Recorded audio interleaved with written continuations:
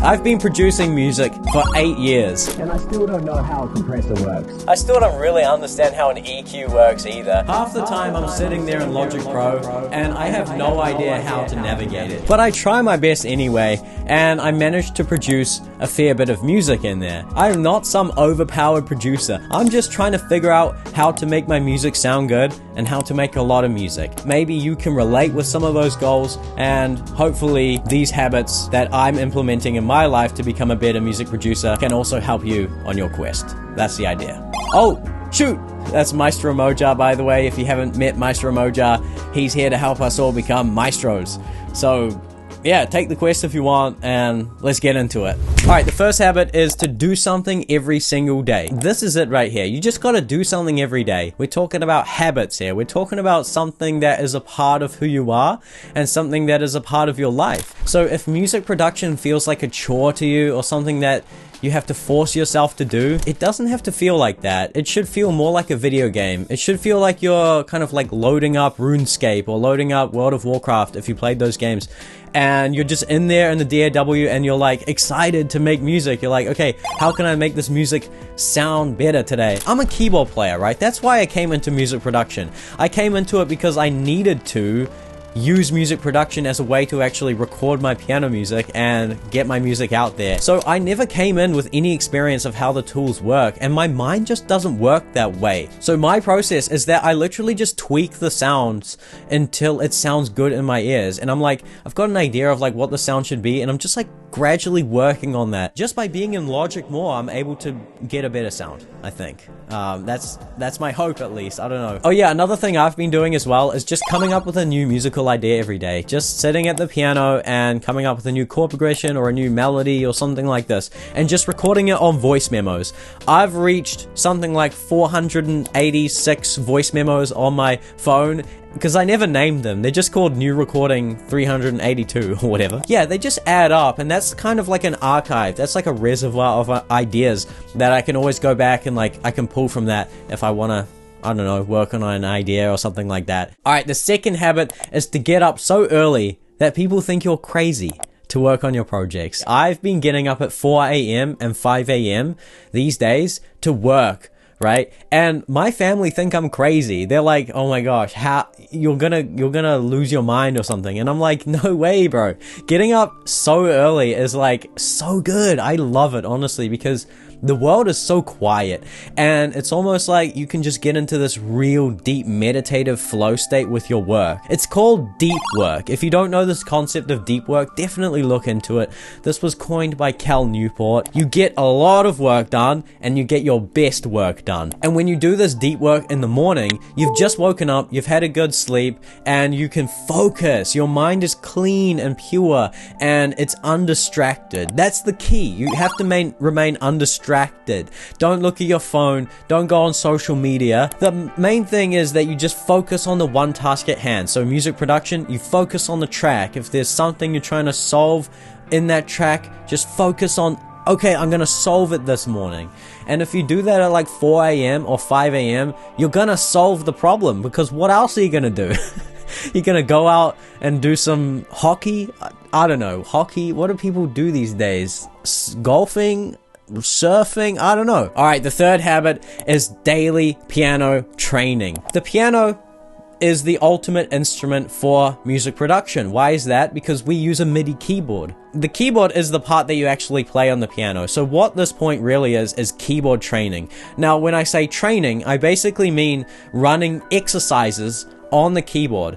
The exercises you want to run are what I like to call the basics. Scales, triads, arpeggios, finger dexterity, and hand independence as well. These are like the 5 main basics that I talk about in my free course, Unlock the Keyboard. If you want to develop keyboard skills and you haven't developed that yet, I've literally created a whole online course for you that's completely free. It's like 13 hours. It covers a lot of content, okay? You don't have to take the entire course. You could just take the 4th module, which is a module on the basics. And this is going to make you such a pro music producer, because you're going to be able to command the keyboard, which means that you'll be able to play better melodies. You'll be able to come up with your own chord progressions. You can have a much stronger command over the sounds and tones that you're using in your music production because they're at your very fingertips, right? So definitely have that as a habit. Now, this is one that I can actually speak on with some authority because I've been playing the piano for most of my life. And I can honestly tell you that the piano is the only reason why I'm actually able to produce music that actually sounds decent. It's because I can write songs on the piano, I can compose music, and so I can just chuck it into Logic Pro and I can just throw some strings down, I can throw some pads down using my keyboard skills. The fourth habit is musical curiosity. So this is something I've been doing a lot more recently. I've been listening to music and I'm sitting there and I'm thinking like, whoa, that's such an interesting sound over there. It's kind of around here. That's interesting. It's like pan that way. What instrument is that? Oh, what's that sound coming in? Ooh, whoa, that's interesting. And then just kind of like really using my ears to like kind of figure out what's going on in the music and in the mix. And I think that this is just making me a better music producer because I'm able to just like do that in my own music, almost like deconstruct what's going on in this music that I'm hearing and kind of recreate the same effect in my own music. Yeah, I feel like having that musical curiosity and following that curiosity is what also allows us to get in tune with our own taste as an individual, and so we can start to develop our originality that way. Being curious about all kinds of music, don't limit yourself in terms of the music you listen to. For example, I make kind of jazzy, funky stuff.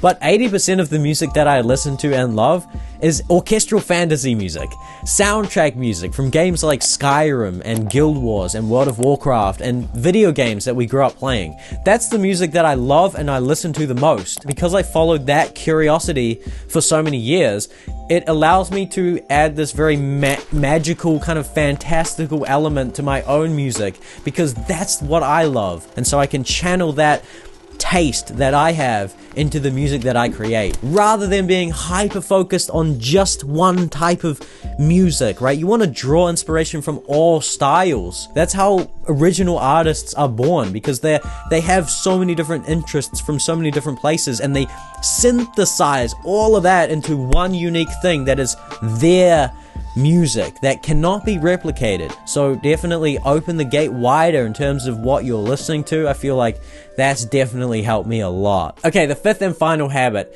is the habit of sharing your work even if it's bad. So this is another point that I can speak on with some authority, because when I started producing my own music, which was originally just solo piano compositions, by the way, this was in 2015, I shared it. Like, I literally shared my first piano compositions, even though they kind of sucked. I put them up on SoundCloud in my first album. Just compiling the work that I've made over the years into albums is such a thrilling and satisfying experience. Having it just be completed in this finished form, this kind of body of work. And yeah, it sucked. A lot of the work that I created over the years straight up was just terrible. Yeah, there are so many other reasons why this is good. Let's just kind of explore some of these reasons real quick. The first reason is that it actually gets your music into people's ears. Is that not one of the main goals? We want people to actually listen to our music, right? If it's just staying in some hard drive somewhere, buried, it's just buried. Like, it's not out there enjoying being shared, right? I feel like music wants to be shared. It's almost like the nature of music. It's like, I want to be heard by people, even if it sucks. I just have that feeling like there's someone out there who needs what you are making. If you don't put it up online, if you don't share it, it's not discoverable. No one can find it. So yeah, people can actually hear it and discover it, and they can give you feedback as well. So you can actually ask people, can you give me honest feedback on this track? Yeah, you can become better that way. You can make your music better, right? And you can really kind of tap into like the stuff that your, I don't know, your fans like or something. Fans. I don't really have fans, bro. I'm working on it, but I can't really speak on that because it's not an expansion pack that I have unlocked yet. I don't have fans. We'll get there. The next thing that can happen is that it has the potential to actually pop off. I haven't really blown up online, but you hear stories of people who blew up online and they you hear this all the time. They were like, I was focusing on these videos here and putting a lot of effort into these videos and this music here, but for some reason, this weird one that I made back then, that was what blew up. Just put your stuff up online. You never know what's gonna happen. It could blow up. And the next thing that can happen as well is that it gives you a huge confidence boost. This is how you actually overcome perfectionism. You just say, screw you, perfectionism, I hate you, and I'm gonna put my music up anyway, even if it sucks. Like, I don't care, I'm just gonna do it because it's something I made. Even if it's bad, even if it's imperfect. It's almost like if you embrace your imperfections, which is what I'm doing in this video, by the way. Like, I hardly scripted this video. I just had the main points and I just sat down and I'm like, you know what, screw it. I'm just gonna sit here and talk about this topic. So with this video, I've been embracing my imperfections, and let me know if it's a better video because of that. I don't know, I feel like I'm being more real in this video. It's like when you embrace your imperfections, people can connect with you more, I think. I don't know, you'll have to tell me, because I'm just one person sitting in my bedroom talking to a camera. So, okay, we got to the end of the video, guys. Those are the 5 habits. Definitely let me know what you think about those. Yeah, and that's the end of the video. Thank you so much for watching. I'm sorry if my eyes have been darting around. I'm sorry. Next time I'll just like focus on the camera more. Yeah. Good luck, have fun, vibe and subscribe, and I'll see you in the next one. Peace!